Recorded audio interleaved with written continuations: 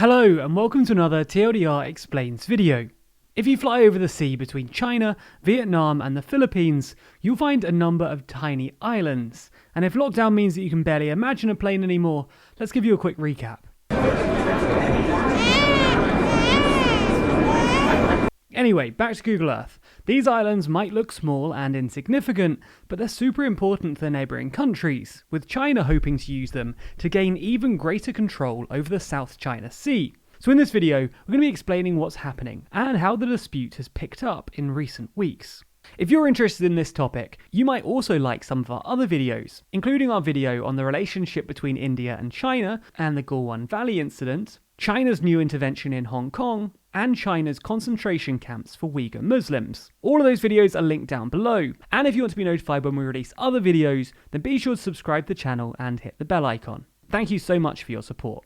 So, as with all of our non-UK and China videos, we're going to start with some context. Basically, the South China Sea is a 3.5 million square kilometre bit of sea that lies, unsurprisingly, south of China and Taiwan, between Vietnam and the Philippines, and north of Brunei and Malaysia.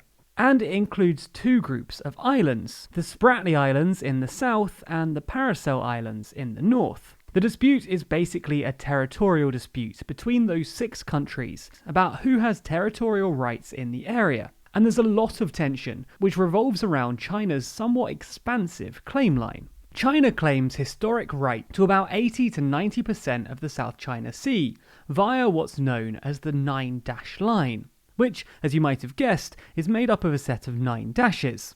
It's an ambiguous territorial claim, both because there are big gaps between these dashes, as well as the fact it's not clear whether Chinese are claiming the actual sea or just the lands within it. But you get the point. China basically claims the South China Sea for itself, and China's argument is that until 1930, the sea was under Chinese jurisdiction, and no one disputed it then. Therefore, they have historical rights to the area. In a way, this is sort of true, but only because no one, including China, really knew or cared about the islands until 1933, when France claimed them on behalf of their then colony, Vietnam. The Japanese then seized them from the French in 1938, and then surrendered them after World War II, which sort of left them up for grabs. In 1947, China claimed the islands, and official Chinese maps started using what was called the 11-dash line, which is a lot like the 9-dash line, just with 2 bonus dashes. And it's just based off an unofficial 1936 map by a Chinese cartographer. The 11-dash line became the 9-dash line in 1957, when they handed over one island to Vietnam, but basically the lines are just the same. Anyway, the point is that China's historical argument is tenuous, and the other countries don't respect it. This might seem like a lot of fuss over a tiny bit of sea, but the South China Sea is a big deal for 3 reasons. Firstly, it's full of fish. About 12% of the world's global catch came from there in 2015, so exclusive fishing rights means a lot of money. Secondly, it's got oil and natural gas reserves. The exact amount is disputed, with US and Chinese reports giving conflicted information. But whatever the exact amount, it's proven to have reserves of at least 7.7 billion barrels, which is enough to keep everyone interested. Thirdly, the South China Sea is the second most used sea lane in the world, after the Dover Strait, which means that about 1/3 of the world's shipping passes through it, including 15 million barrels of oil a day, which amounts to over $3 trillion worth of trade. And it's worth noting that about 40% of China's total trade by volume and 60% by value transits through the South China Sea. So, going back to the islands, at the moment, each of the 6 countries occupies at least one island in the Spratlys or the Paracels. And despite a large military presence in the area, the dispute has been remarkably peaceful so far, with only one violent incident in 1988, when Chinese soldiers killed 64 Vietnamese in the Johnson South Reef. But this was part of the context of wider tension. There have been numerous attempts at some sort of resolution, but nothing has been struck. In 1995, an agreement was reached prohibiting military construction between China and the Association of Southeast Asian Nations. But this only ended up lasting 3 years before China began military construction on the Mischief Reef. In 2009, the UN invited various countries to submit new territorial lines in an attempt to formalize some sort of agreement under the United Nations Convention for the Law of the Sea, or UNCLOS.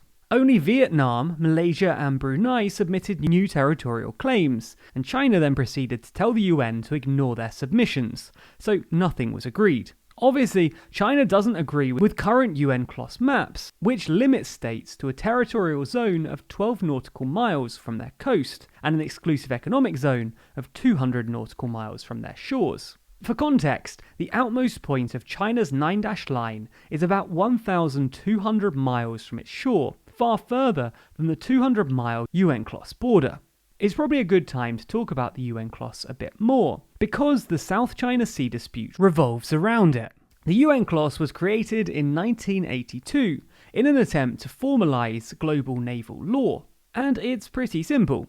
Basically, from the shore you get 12 nautical miles of territorial zone, a further 12 nautical miles of contiguous zone, and a 200 nautical mile exclusive economic zone. According to UNCLOS, anyone can sail through your territorial zone as long as they sail directly through, with continuous movement, and refrain from either military or surveillance research. This is called an innocent passage. Your contiguous zone isn't actually considered your territory though, which means that anyone can sail through it however they like. The contiguous zone is therefore all about enforcing immigration and customs rules, nothing militarily. Finally, the exclusive economic zone just means that you get first dibs on anything of economic value in that 200 nautical mile radius. And this is why everyone is fighting so hard over the Spratlys and Paracels. If they can prove the islands are theirs, it will give them exclusive access to the fish stocks and hydrocarbon reserves found in the South China Sea, at least according to UNCLOS rules. Well, that would be the case if these islands actually count as islands. UNCLOS lists 3 types of maritime feature: islands, rocks, and low tide elevations. Islands generate all of the usual stuff. They give you your own exclusive economic zone, territorial zone, and contiguous zone. Under UNCLOS Article 121, islands are defined as natural land that's always above sea level and can sustain human habitation or economic activity. Rocks, which are basically islands that can't support human habitation or economic activity, only generate territorial and contiguous zones. They don't get the large 200-mile economic zones. And low tide elevations generate nothing unless they're within 12 nautical miles of land, in which case they count as the starting point for any zone calculation. Why is all of this important? Well, according to a 2016 ruling, none of the Spratly or Paracel Islands count as islands. They only count as rocks. This means, at least according to UNCLOS, occupying the islands doesn't entitle you to an economic monopoly to the sea around it.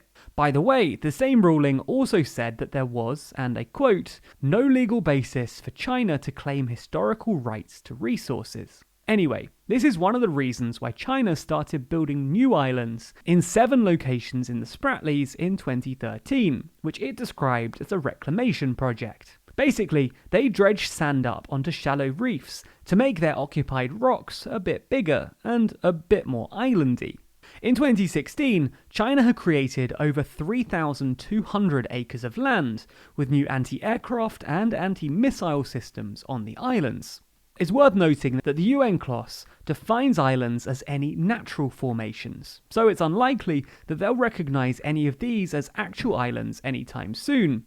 But even if international law doesn't consider them islands, this new land has massively increased Chinese military capabilities in the area.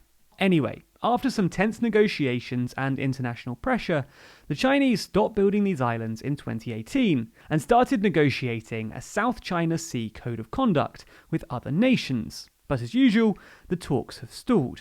So why are we doing a video on artificial islands if all of the juicy stuff happened in 2018? Well, it's because everything has really started heating up again recently. The US started performing what it calls freedom of navigation exercises in the South China Sea in 2013, where US vessels passed through what would be an island's territorial sea. Essentially, the US is asserting the validity of UNCLOS by violating Chinese maritime claims. essentially saying, we're within 12 miles of this island, which would be illegal, but luckily it's not a real island. It's worth noting that this is pretty hypocritical, because the US Senate has never actually ratified UN clause, but they still go around enforcing it.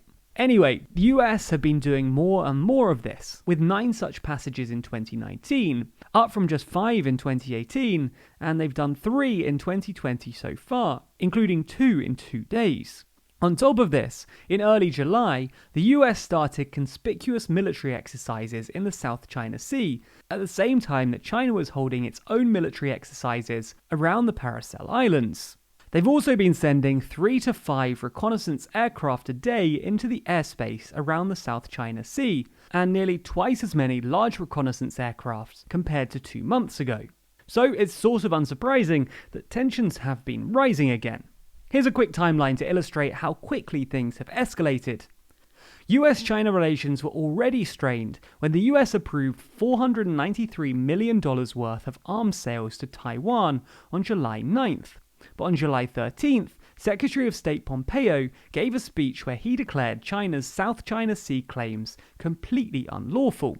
On July 19th, the US, Australia and Japan carried out joint naval exercises in the Philippine Sea, just to the east of the South China Sea. On July 22nd, Australia submitted a note to the UN declaring the 9-dash line inconsistent with UN clause. On July 25th, after China launched a surprise 9-day live fire exercise that forced Taiwan to declare a state of military emergency, Pompeo sent out a tweet declaring the South China Sea is not China's maritime empire.